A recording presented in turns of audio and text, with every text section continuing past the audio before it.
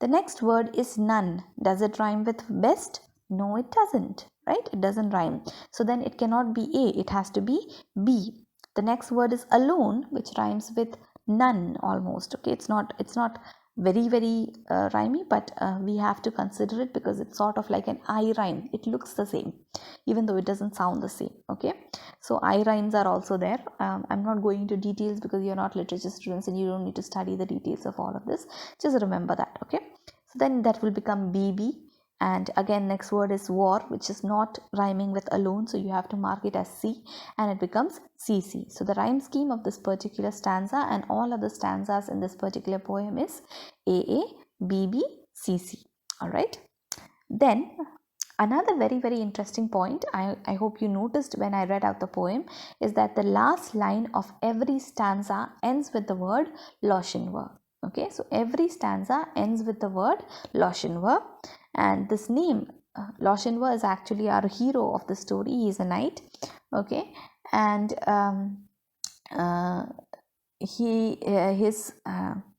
he's the hero of Scott's narrative poem, and his name is actually derived from the word loch, which means a lake on a summit. A summit means the highest point, right? So a lake on the highest point is what his name means.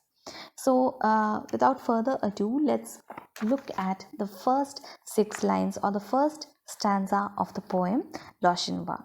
Let's read it out once more. O young Lochinvar is come out of the west. Through all the wide border his steed was the best, and save his good broadsword he weapons had none. He rode all unarmed, and he rode all alone.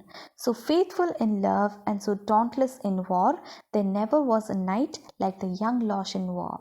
Please keep your pen and pencil ready. Pen and paper ready, and note down the points as I say them. Okay.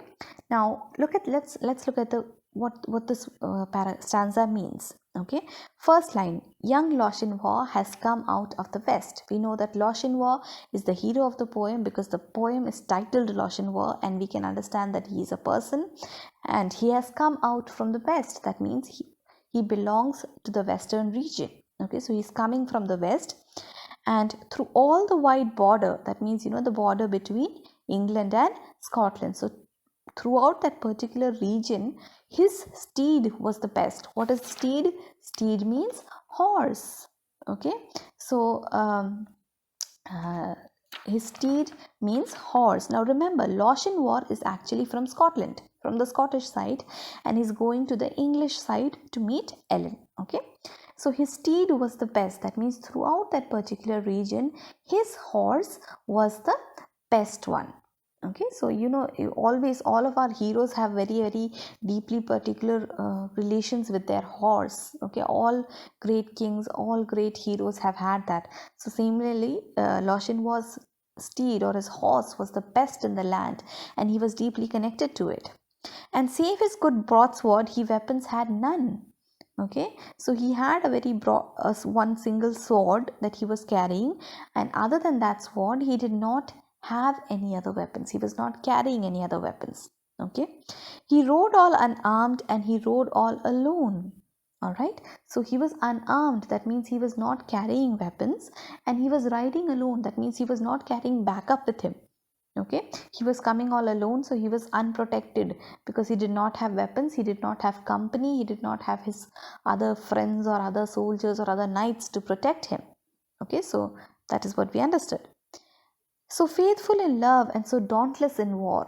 Okay, so this particular stanza is telling us all about Lochinvar, all that we need to know. We know where he is from. He is from the west. We know that his horse is the best. We know that he is very brave because he is traveling without, in this disputed area where there are always battles and disturbances. He is traveling there without any weapons. Okay, and he's traveling there without any backup or convoy, so he must be a very brave man, and that's why he is faithful in love. He's traveling all through this place without any protection, for his love. So he's so faithful to the woman that he loves that he's willing to take this risk of going there.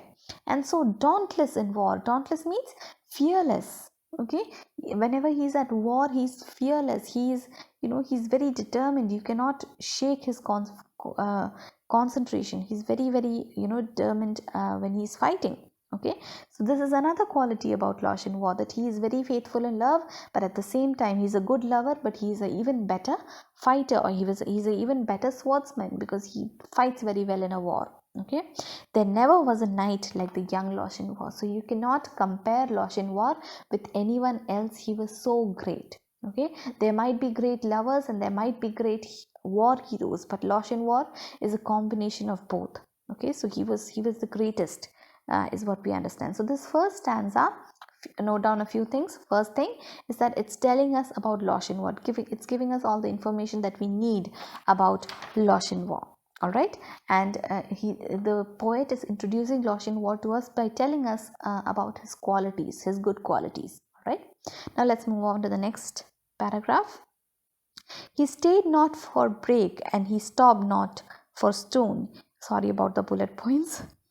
He swam the Esk river, where ford there was none. But ere he alighted at Netherby gate, the bride had consented, the gallant came late. For a laggard in love and a dastard in war was to wed the fair Ellen of brave Lochinvar. Okay, sorry, I can't stop at this. The rhyme is so obvious. All right, so he stayed not for brake. All right, he stayed not for brake means stayed is actually a archaic or an old English form of saying stayed, stayed, stayed. Okay, so he stayed not for brake. All right, so he did not wait, or he did not take rest while he was traveling. Brake is actually another archaic word which means a place overgrown with bushes. All right, so so it's a marshy overgrown jungle like place. Okay, so he stayed not there, he did not wait there, and he stopped not for stone. Okay, the stones and the difficult path that he had to travel never stopped him. He swam the Esk river, where ford there was none. Okay, Eske is a river in the northwest of Ireland which flows through the borderlands, okay, into the Solway Sea inlet. Solway is a sea and there is an inlet there. Okay, that means this river is flowing through an inlet into the Solway Sea. Okay, so he swam the Eske river very, very fearlessly, where there was no ford. Ford means there is no shallow part. You know, in a river usually you will have a deep part and a shallow part, and it is quite safe to swim across from the shallow part. But river Esk did not have that shallow part. It had a shallow part, but the place that Lochinvar chose to swim across was not a shallow one. So there's nothing stopping him. Okay, so he's overcoming so many difficulties, is what the poet is telling us. But he alighted at Netherby Hall. Okay, but before he got down, alighted means got down from the horse. Okay, at Netherby Hall. Okay, that means the gate. Netherby gate is the entrance to Netherby Hall. Okay, and Netherby Hall is located in the borderlands between England and Scotland, and it is on the banks of the river Eske. So that means it is on one side of the river Eske. So there's the river flowing nearby to it. Okay, so before he reached there, okay, but he alighted at Netherby Hall. But before he got down at Netherby Hall, the bride had consented. That means he has gone to meet his love Ellen, but before he could reach Netherby Hall, the bride had already consented to marry someone else, because of God knows what reason. Okay, probably we can understand that during that century, women did not have much power or much say about how their life should be, and it is said later that her father did not approve of Lochinvar, obviously because he is a Scottish man and they are English. Okay, so he did not approve of their union, and she was probably forced into consenting to marry someone else. So before our young Lochinvar so gallantly he came all the way after facing so many difficulties, but yet before he reached Netherby Hall, the bride had already consented to or agreed to marry someone else. The gallant came late. Okay, so the gallant or the brave heroic hero Lochinvar was too late. For a laggard in love and a dastard in war. A laggard means someone who is lazy, who's not very active. Okay, someone who's just loitering around. So he's not very active, like he's not that fearless lover like Lochinvar, and he's a dastard in war. Dastard means he's cowardly in war, so he's the exact opposite of Lochinvar. So who has Ellen consented to marry? A man who is the exact opposite of Lochinvar. He's a laggard in love, that means he's not a lover like Lochinvar, he's too lazy. Okay, and he's a dastard in war, that means he's a coward in war. Okay, was to wed the fair Ellen of brave Lochinvar. So it was decided that this man, who's the exact opposite and does not have any good qualities, is supposed to be the one who marries the fair Ellen of brave Lochinvar. Okay, I'm stopping there because I want you right now to go and read the poem once more and write the summary of these two paragraphs. When you write the summary, please include the points, rhyme schemes, the rhyming words, please identify them.